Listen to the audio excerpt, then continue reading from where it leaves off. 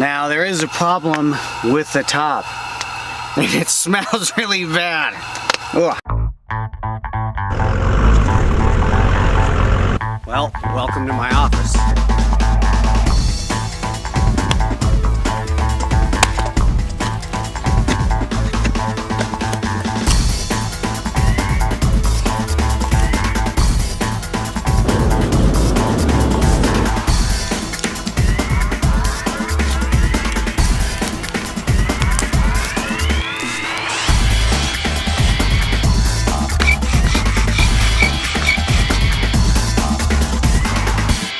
Nice smooth log though for fleshing a coyote.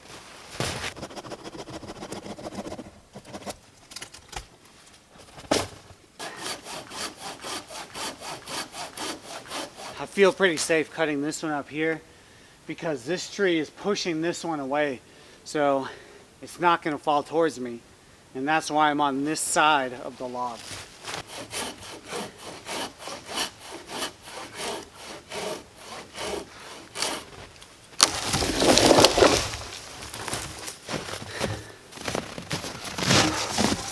Welcome to Survival Schoolhouse. I have this nice coyote hide that a buddy gave me.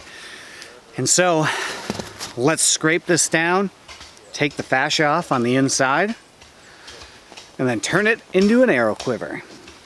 Find a nice smooth beam at this dead tree, round off the top a bit because we're going to put this hide over the top through here. Just use a dull tool. Not very sharp because you don't want to cut into the hide. I just dulled up this draw knife right here so I can run my finger along the bottom of it, and then I'm able to take this fascia off.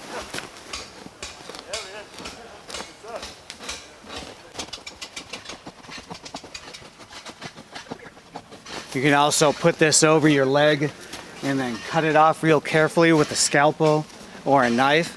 Just takes a lot longer.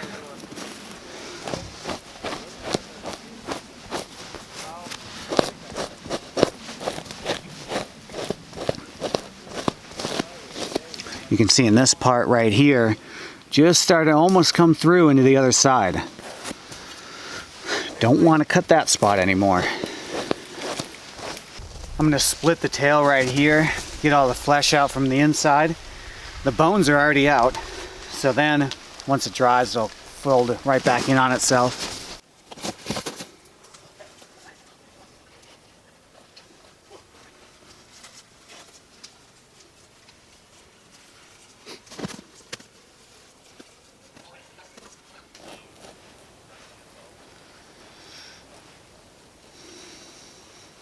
So I split the tail so I can get all the fascia off from inside the tail, let that dry out.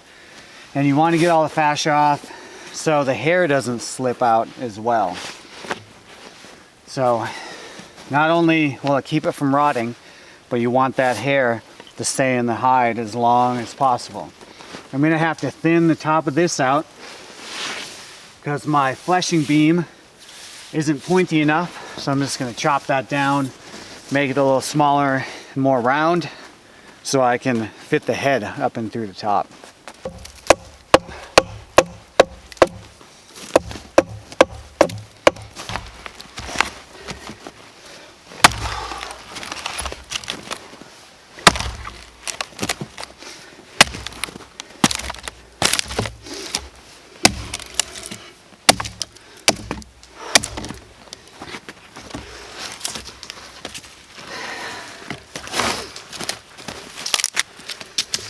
This will work.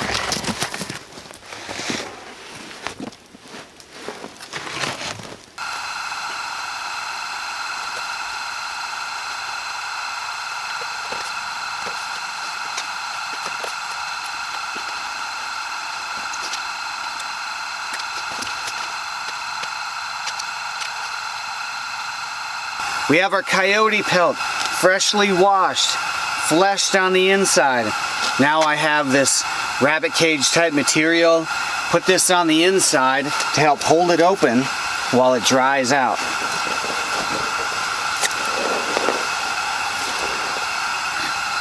And so we basically just want to turn it into a rawhide.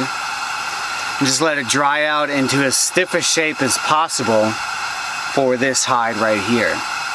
So I don't need to go to the trouble of making it all smooth and supple, because you don't want it flopping around in your quiver. You know, you don't want your arrows all moving around and flopping around inside there.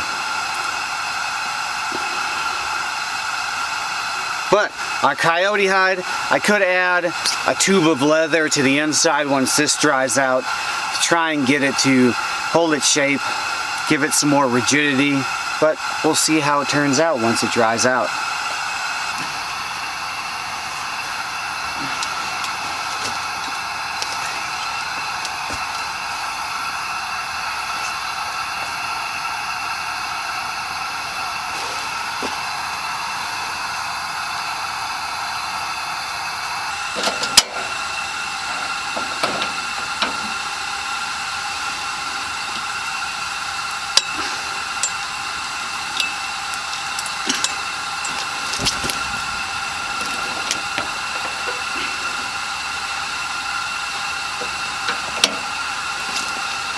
I have a couple sticks spread out the bottom, and to keep this from burning, allow some more airflow through it.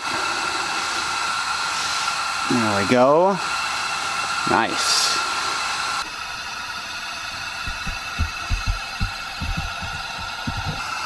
I can feel the heat coming out through the top, which is great. This should dry out really well. Well, we'll see you in the morning.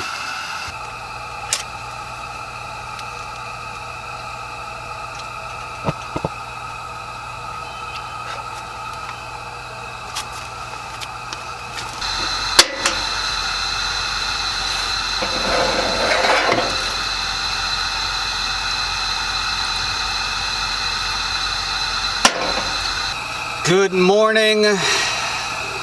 Cheers.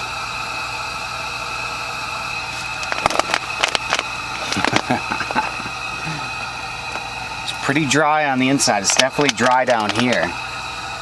Not as dry up towards the top. I think I'll still let it dry out some more. We'll just keep this on all day.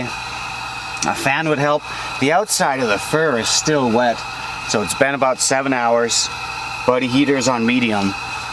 It is the middle of winter too, so you know that doesn't help this process.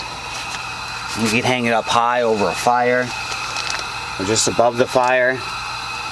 But it's drying out nicely and it's looking pretty good so far. I'm gonna have to brush this fur once it dries out, fluff it up. Nice.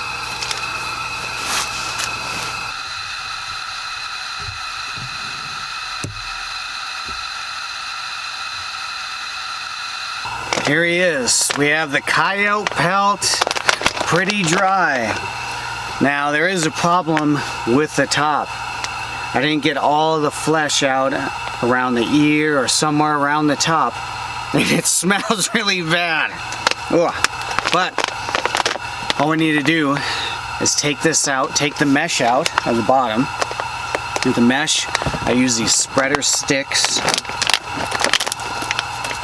Pull those out to help it to dry out. Yep, smells like a dog. And then basically, we'll pull this guy out, and then since he still smells bad, I'm not really going to be able to flesh him out some more. I could wet it back down and then try and take some more flesh off, but I think I'm just gonna have to deal with the consequences of maybe losing some fur in that area down the road. But I'm just gonna leave this guy outside and let him dry out. So not gonna mess with him too much. I don't want to smell him too much, but all I need to do is put a strap on this guy, figure out where I want to sew him up, and then where I'm going to put the bottom of my quiver. I may put just a spacer in the bottom, just a ring of something, sew that in, and keep the head the way it is so that's hanging down, because that's kind of cool. I don't even know. Let me know what I should do. But I could take some of this off right here and not have such a long body, because my arrows aren't going to be that long. But it's cool, it's nice to have them that long, and especially to have this nice tail on the bottom as well. So we'll see. I could always probably sew it back on in a different spot. But I'm still happy with how it turned out. You can feel the noise of it right there. That's just what it's like when it's dried out. So that could be a little bit noisy. That's why maybe you want to put the inside of it with some felt or some fabric or another piece of leather so it's not moving around quite as much.